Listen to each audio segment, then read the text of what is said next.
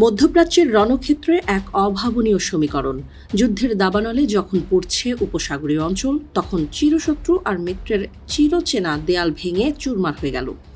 Iran Israel মহাযুদ্ধের মাঝে এবার এক ঐতিহাসিক এবং নাটকীয় মোড়। সংযুক্ত আরব আমিরাতকে রক্ষায় সরাসরি ময়দানে নামল ইসরায়েল। অ্যাক্সিওসে চাঞ্চল্যকর রিপোর্টে দাবি করা হয়েছে, যুদ্ধের শুরুতেই আরব আমিরাতের আকাশকে সুরক্ষিত রাখতে নিজেদের সর্বাধুনিক আয়রন ডোম পাঠিয়েছিল তেল আবিব। এই প্রথম ইসরায়েল ও আমেরিকার বাইরে বিশ্বের অন্য কোনো দেশে এই অতি সুরক্ষিত মিসাইল ডিফেন্স সিস্টেম মোতায়েন করা হলো। 2026 সালের 28 ফেব্রুয়ারি যুদ্ধ শুরুর পর থেকে ইয়েমেনের প্রধান লক্ষ্যবস্তুতে পরিণত হয় আরব আমিরাত। রিপোর্ট অনুযায়ী তেহরান থেকে ধেয়ে আসে প্রায় 550টি ব্যালিস্টিক ও ক্রুজ মিসাইল এবং 2200-ও বেশি ড্রোন। আমিরাতের প্রতিরক্ষা মন্ত্রণালয় বলছে, পুরো অঞ্চলে ইসরায়েলের চেয়েও বেশি হামলার শিকার হয়েছে দুবাই ও আবুধাবি। পরিস্থিতি বেগতিক দেখে সাহায্যের হাত বাড়ান আমিরাত প্রেসিডেন্ট মোহাম্মদ বিন জায়েদ আল নাহিয়ান। এক জরুরি টেলিফোন আলাপে প্রধানমন্ত্রী বেনিয়ামিন নেতানিয়াহু দ্রুত আমিরাতে আয়রন ডোম ব্যাটারি পাঠানোর নির্দেশ দেন। কেবল প্রযুক্তি নয়, কয়েক ডজন ইসরায়েলি সৈন্যও এখন আমিরাতের মাটিতে অবস্থান করছে এই সিস্টেম পরিচালনার জন্য।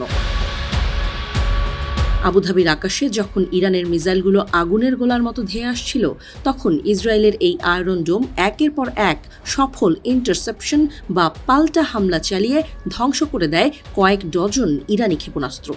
দুই দেশের এই সামরিক সমন্বয় আজ পুরো বিশ্বের সমরবিদদের নজর কেড়েছে।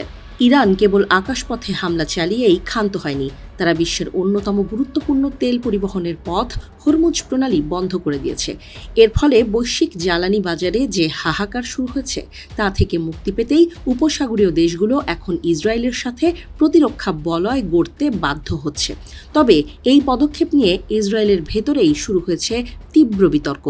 যেখানে ইসরায়েল নিজে প্রতিনিয়ত রকেট হামলার শিকার হচ্ছে, সেখানে দেশের সুরক্ষা ব্যবস্থা বিদেশে পাঠানো নিয়ে সাধারণ জনগণের মধ্যে ক্ষোভের সৃষ্টি হতে পারে।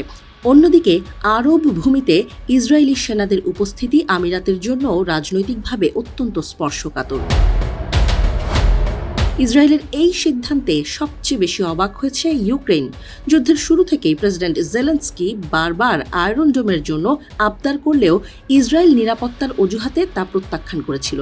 অথচ আব্রাহাম অ্যাকর্ডের সুবাদে সেই অসম্ভব প্রযুক্তি আজ আরবের মরুভূমিতে সফলভাবে কাজ করছে। এদিকে ওয়াশিংটনে ডোনাল্ড ট্রাম্প ব্যস্ত তার গোল্ডেন ডোম প্রজেক্ট নিয়ে। আয়রন ডোমের অনুপ্রেরণায় তিনি আমেরিকাকে শত শত স্যাটেলাইটের এক প্রতিরক্ষা জালে মুড়ে দিতে চান। যুদ্ধের এই দামামা যখন বিশ্বজুড়ে, তখন প্রযুক্তির এই লড়াই নতুন এক স্নায়ু যুদ্ধের ইঙ্গিত দিচ্ছে।